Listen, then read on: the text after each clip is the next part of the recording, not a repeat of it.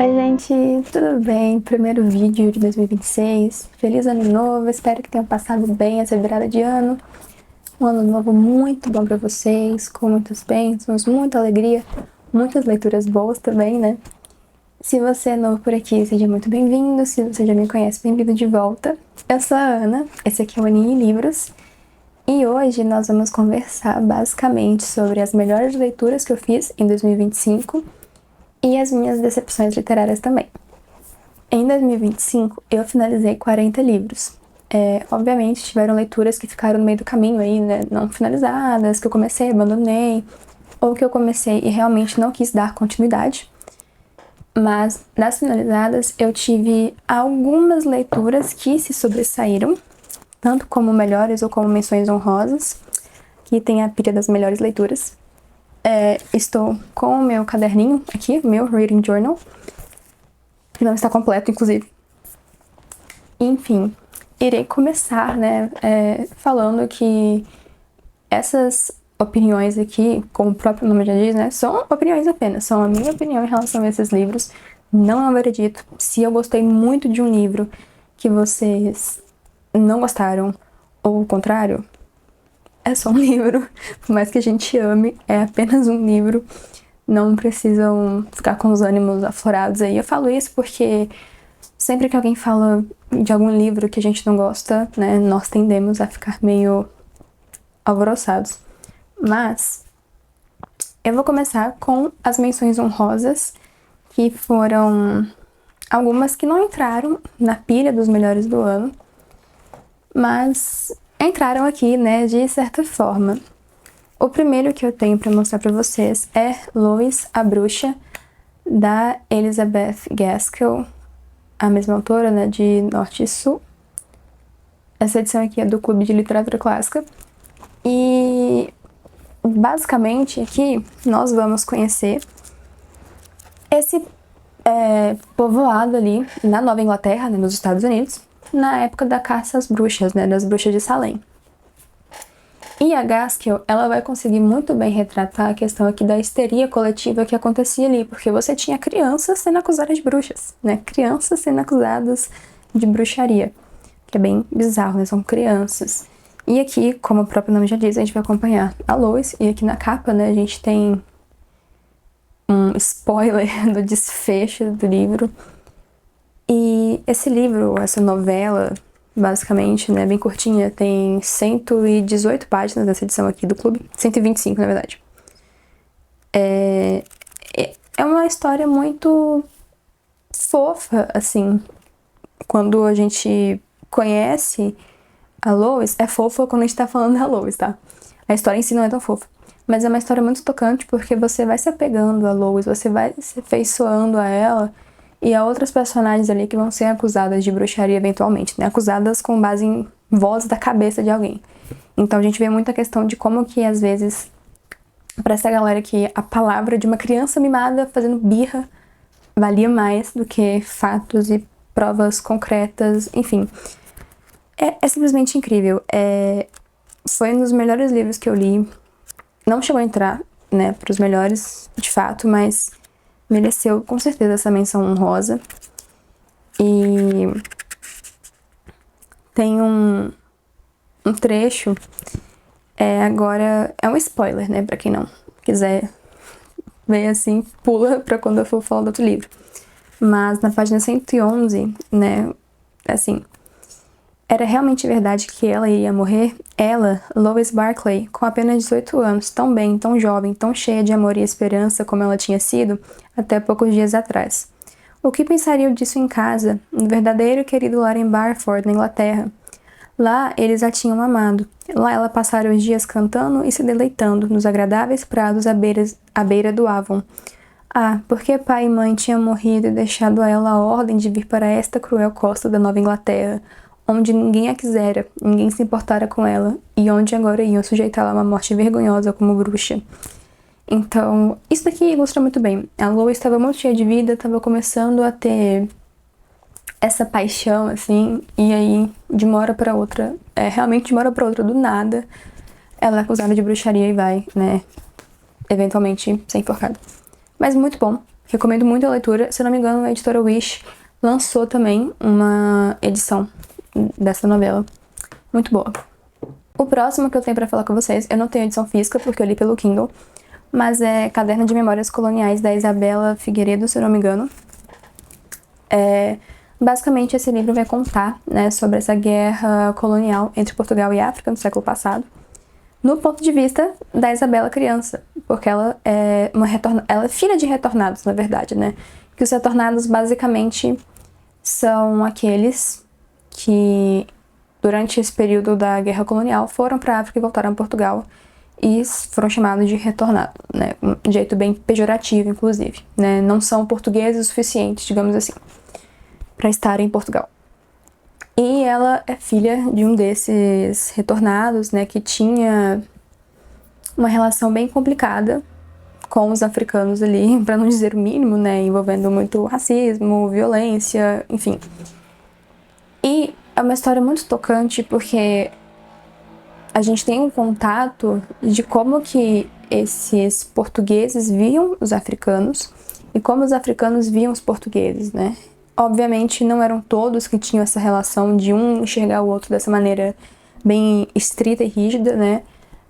Na verdade, tem algumas pessoas que vão para um lado mais meio termo, mas a maioria é nessa guerra de fato, né?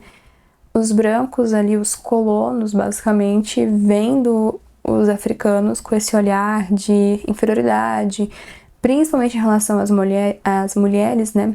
Já no início do livro a gente tem uma parte que fala que as mulheres pretas gostavam de ser abusadas, basicamente, né? Usa o termo não abuso, mas como se fosse consensual, né? Como se fosse uma relação sexual convencional e consensual, se vocês me entendem, né? Tipo, usam termos bem chulos, mas a gente vê que é abuso, porque elas não querem de fato aquilo, né? E as mulheres brancas sentem ciúme e inveja delas por isso, porque elas podem gritar e darem-se a prazeres enquanto as brancas têm que ser recatadas e etc, sendo que elas estão sendo basicamente abusadas, então não tem nada de bonito nisso.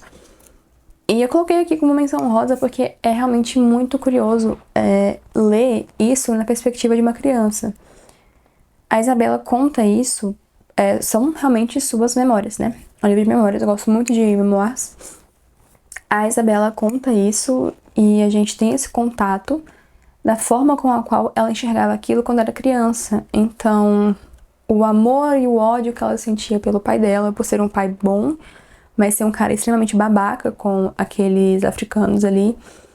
É a mesma coisa com a mãe, de ver que a mãe dela tava naquela posição meio de passividade, mas não tinha muito o que fazer. Então, a gente vê ela, hoje em dia, a Isabela adulta, contando isso pra nós, né, nos contando isso, mas ao mesmo tempo ela revisita a sua própria memória e narra como se fosse ela criança, né? Então, é basicamente um adulto contando algo de quando era criança, né? A forma com a qual enxergava aquilo na infância e como enxerga agora. Então, assim, bem sensacional esse livro, eu gosto pra caramba dele, recomendo muito a leitura. Eu li pra faculdade, inclusive, na minha matéria de literatura portuguesa. E também tem outro sobre isso, que eu não coloquei aqui porque eu não finalizei ele, como eu falei, tem muitas leituras que eu não finalizei ao longo do ano. Mas é O Retorno, da Dulce Maria Cardoso, esse também é muito bom.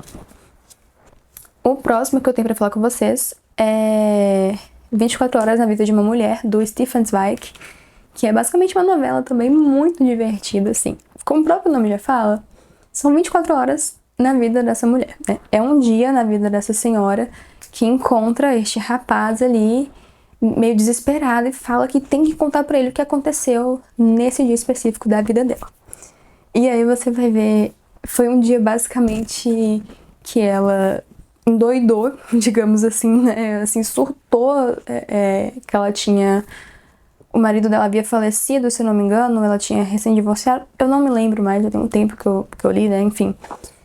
Mas ela sai e conhece um rapaz ali num cassino. E vai falar muito sobre essa questão de aposta, cassino, enfim.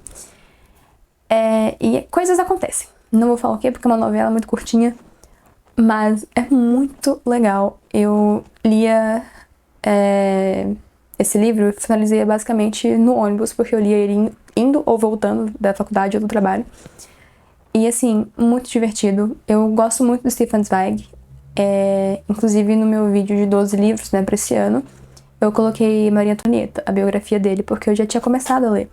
Ele é um autor que eu gosto bastante, da escrita dele, né. E esse livro, assim, essa novela é sensacional. Simplesmente uma das coisas mais divertidas que você vai ler. Não só divertida, tem umas sacadas ali, umas reflexões muito boas. Que você vai ficar meio, caraca, realmente. Então, recomendo bastante. O próximo que eu tenho pra falar com vocês é Maus, do Steven Spielman. Eu sempre esqueço o nome deste autor. Do Art Spiegelman. Basicamente, Maus é uma HQ. Não tenho aqui também porque eu li emprestado na biblioteca. E o livro, né, do Stefan Zweig, eu li pelo Kindle Unlimited. Eu acho que ainda tá disponível, inclusive. Mas, voltando, Maus é basicamente uma HQ que o Art, né, conta com base na vivência da família dele na Segunda Guerra. Os pais dele eram judeus e viveram o Holocausto.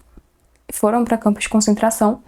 Então, nós temos desde o início ali da Segunda Guerra, antes dos judeus serem perseguidos, né, pela Alemanha nazista. E depois nós vamos acompanhar como que foi essa questão do campo de concentração, como que eles sobreviveram a isso, porque é o pai do Art que vai contando para ele o que acontece, e aí o Art vai escrevendo. Por ser baseado em fatos reais, é o que mais mexe com a gente, assim, né? E é uma HQ, não tem como falar muito, assim, sem dar spoiler, digamos, porque é uma história real também, né? Mas é simplesmente incrível. Eu me emocionei em alguns momentos também. E é super rápido de ler por ser uma HQ. E tem essa menção honrosa não só pela questão da importância histórica, né? De você ter ali, de fato, uma pessoa recontando, né? Passando adiante a história de vida dos seus pais durante esse período histórico tão tenebroso que foi a Segunda Guerra. Mas também até por essa questão de ser uma memória, né? Uma memória em forma de quadrinhos. Então, nós vamos conhecer, né, a história dos pais quando eles nem se casaram ainda, quando eles estavam se conhecendo, porque, como eu falei, é o pai do Art que vai narrar pra ele. E aí ele fala, não, antes de conhecer sua mãe, eu tava namorando essa moça tal, mas eu não queria casar com ela. Aí eu, assim, chutei ela embora, assim, e ela não aceitou, e ela ficava mandando carta. E a sua mãe, quando a gente tava namorando, viu que ela não parava de mandar essas cartas, e ela quase não casou comigo. Desde isso até quando o Art nasce. E tem temas bem sensíveis aqui também, como suicídio, além do próprio Holocausto em si, que é muito sensível, né? Tem outras questões muito, muito sensíveis também. E eu recomendo bastante esse livro. Muito bom. Muito, muito bom. Outro que eu tenho aqui de menção honrosa foi um dos últimos a finalizar no ano, que foi, né, Uma Canção de Natal, do Charles Dickens. Foi uma releitura, mas foi uma releitura bem mais atenta, porque a primeira vez que eu li este livro foi em 2022. Então, assim, 4 anos atrás. E eu não tinha lido com tanta atenção, eu não lembrava de nada quase. Mas esse daqui é um clássico, né? Aqui nós vamos acompanhar basicamente a história do Ebenezer Scrooge, esse velho rabugento que só pensa em dinheiro e que vai ter a visita do fantasma de seu amigo, o Jacob Marley, no dia 24 de dezembro, né? Na véspera do Natal. E esse amigo fala que os fantasmas do Natal vão assombrá-lo. Natal presente, né? Primeiro Natal passado, Natal presente, depois Natal futuro. E o que a gente vai ter aqui vai ser uma catarse do Scrooge, né? Esse movimento catártico de como ele vai passar a enxergar a vida e por que ele tem essa rabugentice toda. É simplesmente incrível. E Dickens também, nem tem o que dizer, né? Assim, minha edição tá toda marcada, não sei se vai focar, mas eu fiz várias marcações deste livro, assim, gostei bastante. E foi nos últimos a finalizar. Eu comecei ele no dia 23, eu acho, que eu ia ler no Natal, mas Natal é correria, nem sei por que eu me propus a ler no Natal. Eu comecei no dia 24, eu li, assim, 5 páginas, 2 páginas, e voltei no dia 29, aí eu terminei no dia 29 mesmo. Eu até coloquei aqui, eu só esqueci de colocar a data que eu finalizei, mas foi no dia 29. E a última menção honrosa que eu tenho aqui é Memórias do Subsolo, do Dostoiévski. Eu não sabia se eu colocava nos melhores do ano ou se eu colocava nas menções honrosas, mas eu acho que numa segunda leitura talvez este livro entre pros favoritos, porque por mais que eu tenha gostado pra caramba, né, de Memórias do Subsolo, eu ainda acho que eu não peguei tudo do livro. E que eu tive uma leve decepção, tanto que eu tava pensando em colocar isso aqui dentro das decepções literárias do ano, mesmo tendo dado 5 estrelas pra ele, porque eu esperava um pouco mais. Eu não sei explicar muito bem a história desse livro, então eu nem vou tentar. Porque, mesmo assim, basicamente, nós temos esse homem do subsolo narrando vários devaneios. Tipo assim, muitos devaneios. E a gente começa primeiro com ele...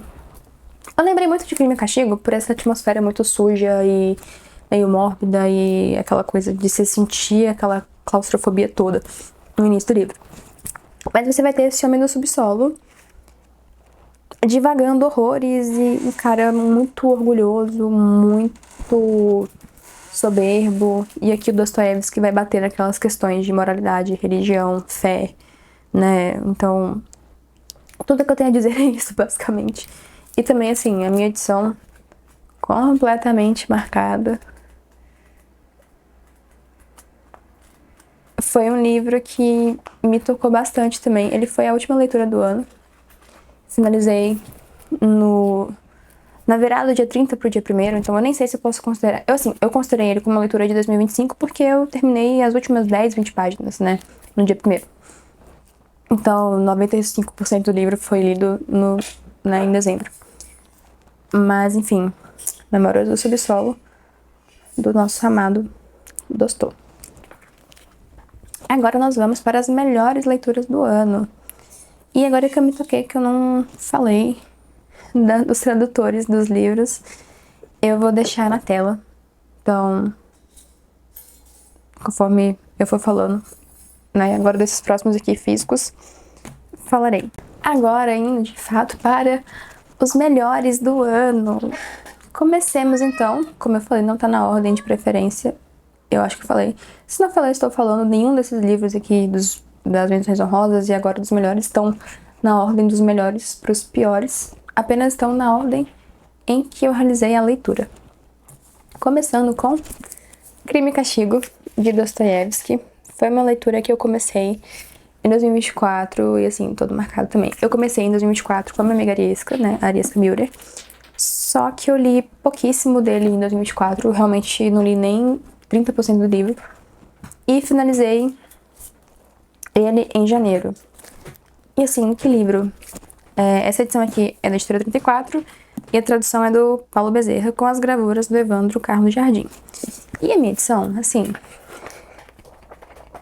completamente marcada, né? Como vocês podem ver. Mas se vocês estiverem escutando algum barulho, é o meu gato brincando aqui no chão. José! Pss, pss. Enfim.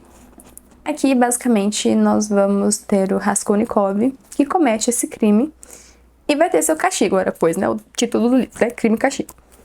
Mas passa muito além só de um mero crime e um mero castigo. Todas as reflexões envolvendo fé aqui, redenção, culpa, e o maior castigo que a gente pode ter é a nossa própria culpa. Olha, absolute literature, sabe? Absolute cinema, assim, que livro maravilhoso. Eu tenho uma resenha, inclusive, vou deixar aqui na descrição, que é a única resenha, inclusive, que eu tenho no meu perfil, um perfil de livros, só tenho uma resenha, mas enfim. E assim, é maravilhoso. Simplesmente maravilhoso. O próximo que eu tenho aqui é Diário de um Homem Supérfluo, do Ivan Turgenev. Essa é a minha edição aqui da 34, tradução do Samuel Junqueira. Acho essa pintura muito bonita, inclusive, e a minha edição também, toda marcadinha. E aqui, basicamente, né, vai ter, se eu não me engano, é isso mesmo, a inauguração desse tema tão recorrente na literatura russa, que é o homem supérfluo, né? É o Litiny. Enfim, como o próprio nome já fala, são diários, né? É o diário aqui deste homem supérfluo. E é simplesmente divertidíssimo. Aqui, nós vamos ver esse homem apaixonado por uma moça e vai propor um duelo pro outro cara.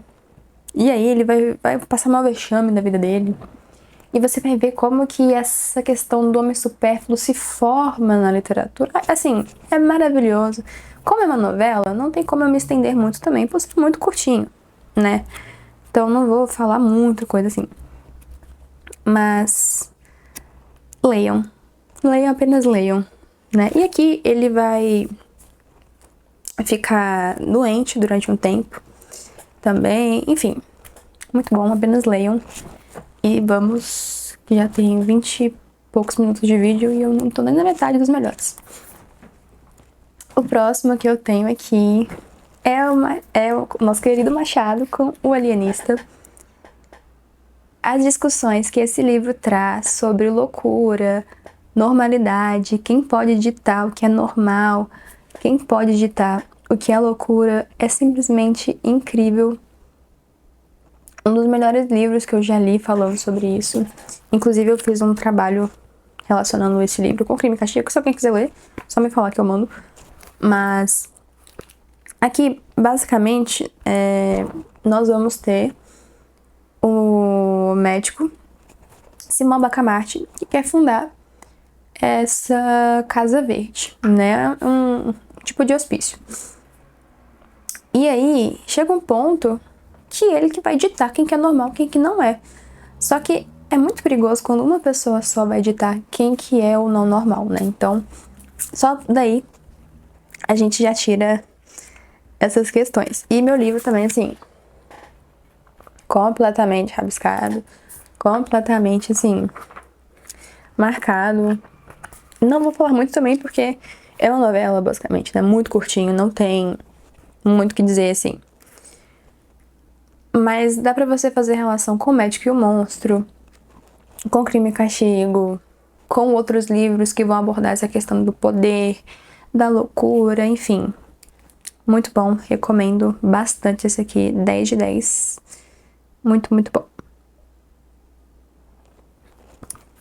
O próximo que eu tenho aqui, eu fiquei assim, eu não sabia se colocava ele nos melhores, nas menções honrosas ou nas decepções literárias.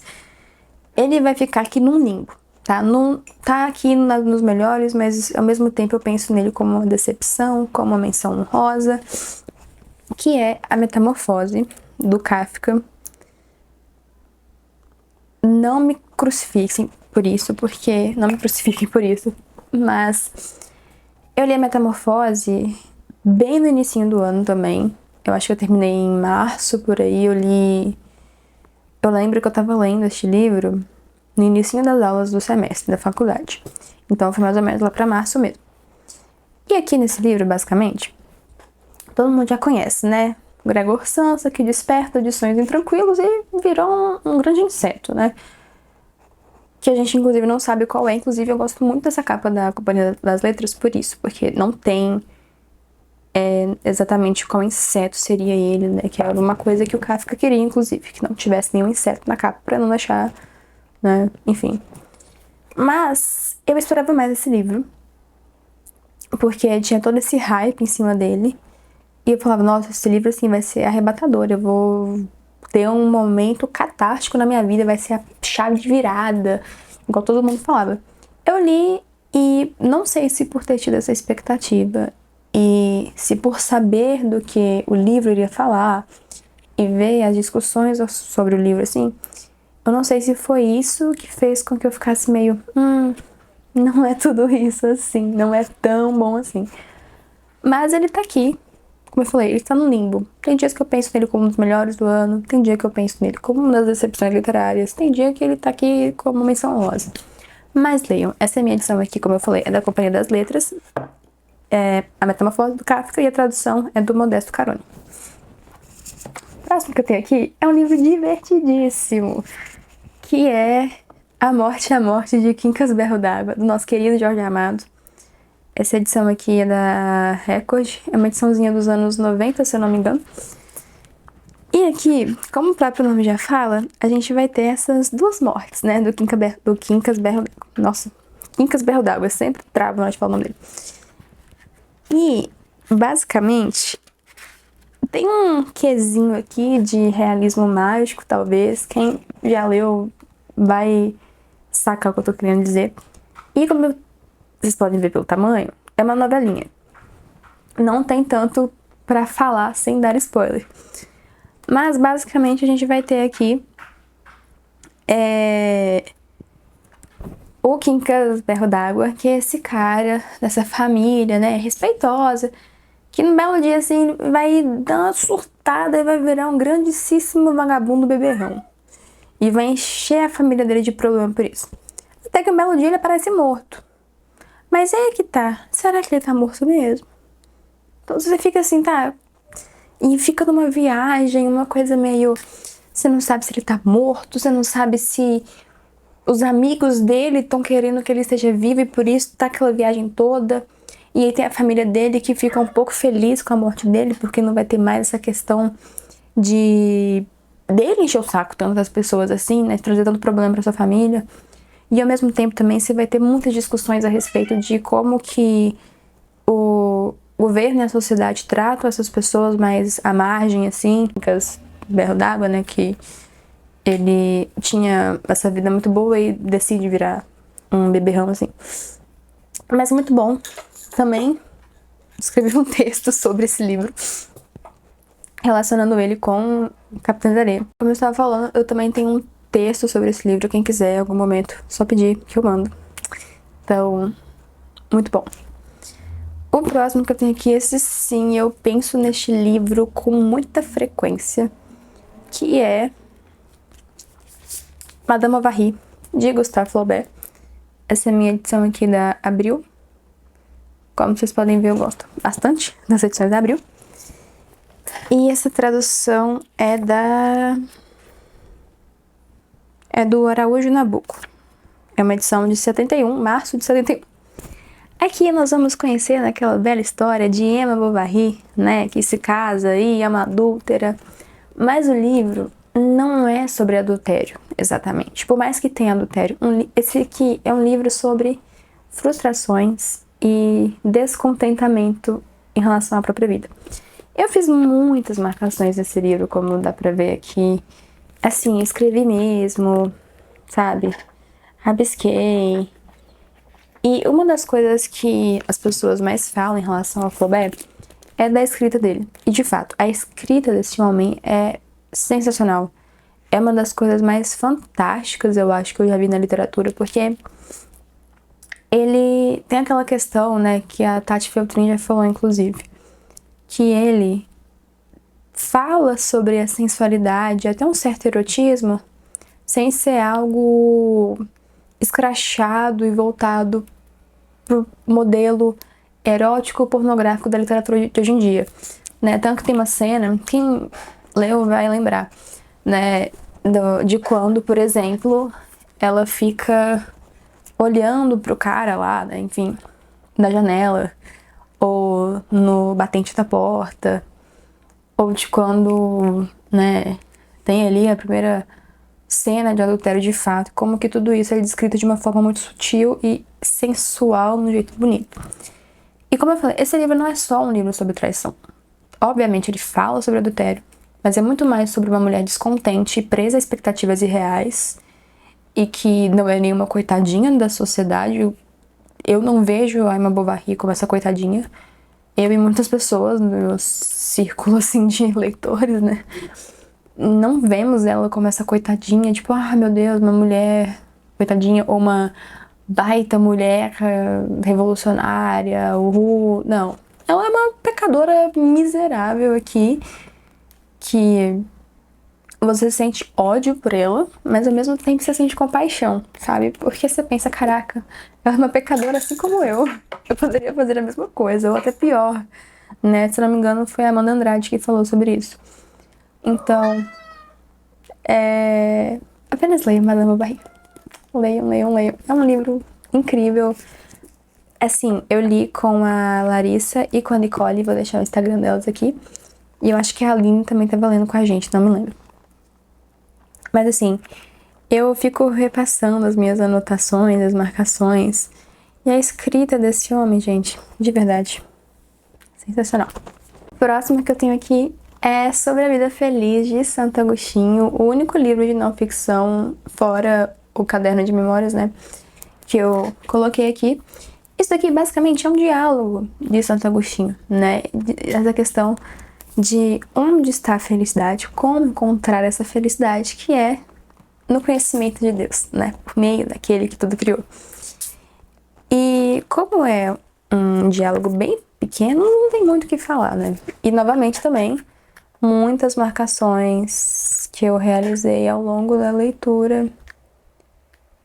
O livro todo marcado. Eu nem coloquei flag nem nada, porque senão ia colocar tudo aqui. Mas é simplesmente uma das coisas mais lindas que eu já li.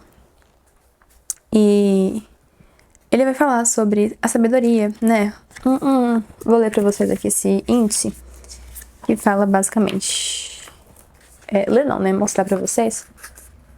O índice pra vocês terem uma noção de quais temas serão abordados aqui. Acho que focou. Será que focou? Vou mostrar de novo pra garantir.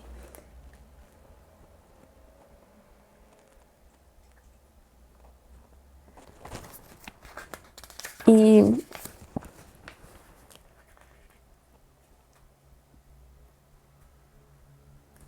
enfim, muito bom. E por falar em Santo Agostinho, eu tô lendo Confissões, inclusive, essa aqui é minha pilha de leituras em andamento. Estou lendo Confissões, tenho gostado muito também. Santo Agostinho como sua sobrevida feliz. O próximo que eu tenho aqui é Moll Flanders, do Daniel Defoe. Simplesmente divertidíssimo também. Eu tô pra fazer uma resenha desse livro lá no Instagram há meses, desde quando eu terminei. Mas aqui, basicamente, nós vamos conhecer a Moll Flanders, que nas palavras do próprio Defoe, né, o título: Venturas e Desventuras da famosa Moll Flanders e Companhia, que viu a luz nas prisões de Newgate e que ao longo de uma vida rica em vicissitudes, a qual durou 3 vezes 20 anos, sem levar em conta sua infância, foi durante 12 anos prostituta, durante 12 anos ladra, casou-se 5 vezes, uma das quais com seu próprio irmão, foi deportada 8 vezes na Virgínia e que, enfim, fez fortuna. Viveu muito honestamente e morreu arrependida. Vida contada segundo suas próprias memórias. Como diz aqui, né, o próprio título, esse grandíssimo título, são as memórias da Moll Flanders. E, gente, que história divertida. Eu tinha esse livro aqui na estante há um tempo, eu acho que eu tinha comprado ele em 2023, e aí eu vi o vídeo de resenha da Tati Filtrin sobre este livro, e pensei, caraca, que divertido, eu preciso pegar pra ler. E realmente, esse livro tem uma escrita muito fluida, muito gostoso de ler, tem umas sacadas muito boas também, umas tiradas assim, muito boas. E a Moll Flanders viveu, gente. Esta moça viveu, né? Como a gente pode ver, basicamente, ela foi ladra, foi prostituta, foi uma incestuosa, se arrepende e vive bem no final da sua vida. Aí, quando a gente fala assim, dá a entender que ela pintou o set e depois foi descansar, mas não é bem assim, tá? Você vai vendo o que leva a Moll Flanders a desembocar todas essas questões da vida dela. E é simplesmente assim, incrível. Essa minha edição aqui é da Nova Cultural. Isso. E a tradução é do Antônio Alves Curry. E essa daqui, Santo Agostinho, é da edição Vozes de Bolso. E tradução de Enio Paulo Giacchini, enfim. Simplesmente maravilhoso também. O próximo que eu tenho aqui por fim é... Ah, não, tem mais um, na verdade, que eu não coloquei aqui porque é e-book. É Longa Jornada da Noite Adentro, do Eugene O'Neill. Que peça boa! Eu queria que aqui no Brasil a gente tivesse mais costume de ler peças, né, de ler mais dramaturgia, mas... E que falassem mais do Eugene O'Neill. E que, gente, que peça maravilhosa! Isso daqui, as rubricas dele, né, que pra quem não sabe, as rubricas são essas descrições, são simplesmente incríveis. Você não parece estar lendo uma peça, parece estar lendo uma narrativa, um romance de fato. Por parecer que você está lendo uma narrativa, né, num romance, não uma peça, a história é muito fluida e é muito rica ao mesmo tempo. Aqui, basicamente, essa peça é uma peça autobiográfica. A gente vai acompanhar a história dessa família Tyrone, que é baseada na família do próprio Eugene O'Neill. Tanto que ele pediu, se não me engano, 20 ou 40 anos de sigilo dessa peça para ser publicada só após sua morte, né? Depois de 20, 40 anos de sua morte. Só que a esposa dele publica 5 anos depois. E o motivo pelo qual ele pediu isso é porque as pessoas, né, daqui, ainda estavam vivas. E por ser uma peça, uma coisa rápida, não vou entrar em detalhes exatamente sobre cada coisa, mas aqui a gente tem assuntos como vício em morfina, alcoolismo, a visão que os norte-americanos tinham em relação aos irlandeses, essa coisa, né, da avareza, do dinheiro, enfim, porque a família do O'Neill era, né? E aqui a gente vai ter realmente de fato essa história, né? O pai, esse ator aí que se casa com a mãe dele, né? A mãe do O'Neill, no caso, né? Que se casa com ela e aí ela queria ser uma freira e não vai ter esse sonho realizado porque se apaixona. E aí os filhos, né? Um deles morre e é baseado inclusive na história do O'Neill, né? Que o Eugene é o que morre e o Edmund é o que fica vivo. Só que na vida real é o contrário, né? O Edmund morre e o Eugene fica vivo. E, enfim, é simplesmente uma das peças mais incríveis que eu já li na minha vida. Foi uma das únicas que eu li esse ano. A outra que eu li foi Édipo. Foi uma releitura, então não coloquei aqui, né? Porque é diferente de Um Conto de Natal, é uma releitura que estava bem fresca na minha memória ainda, enfim. Mas o O'Neill é simplesmente um dos caras mais incríveis pra dramaturgia. Não à toa ganhou o Nobel, né? Um dos melhores dramaturgos que a gente teve no século passado. E agora... o último. Agnes Grey. Como que eu podia esquecer da Anne Brontë? Eu coloquei ele por último aqui, nas melhores leituras.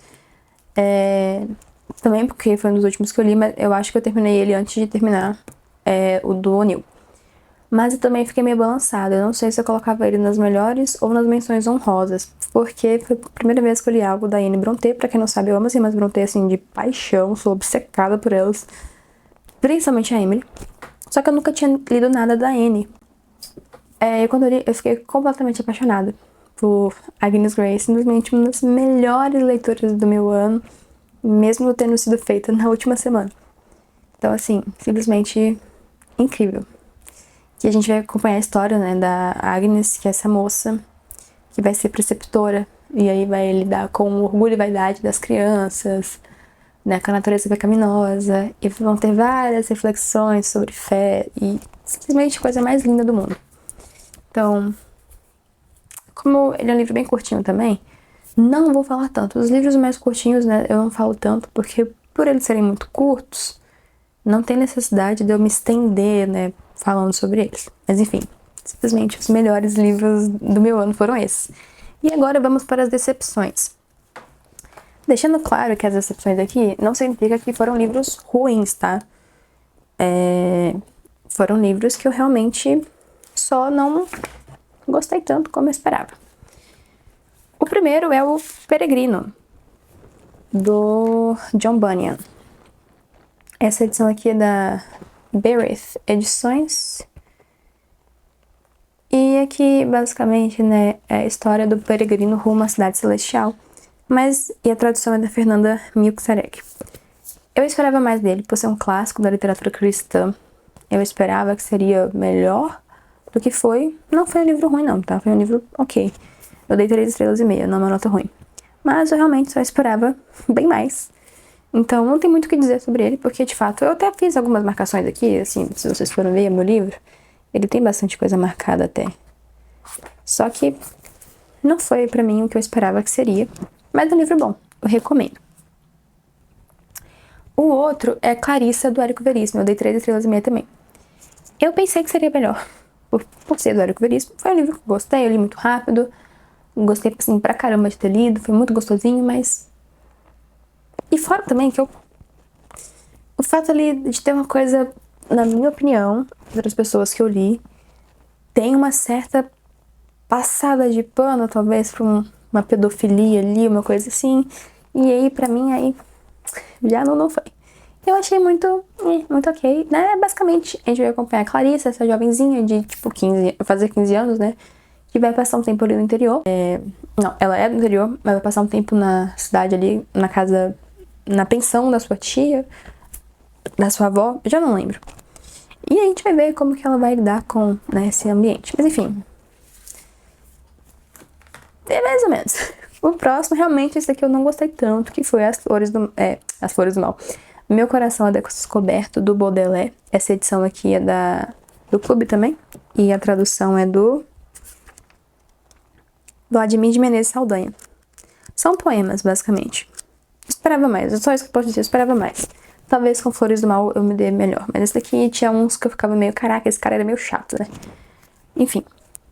E, por fim, a última decepção, que não foi bem uma decepção, eu gostei pra caramba do livro, mas eu esperava mais de alguns poemas específicos, que foi O Flor da Morte, da Henriqueta Lisboa, uma poeta brasileira, mineira, inclusive, daqui de Belo Horizonte mesmo, se não me engano.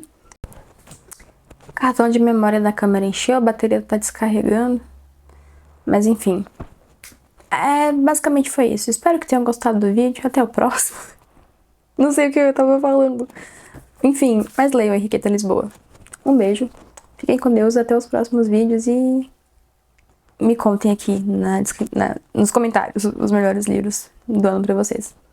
Beijo. Tchau.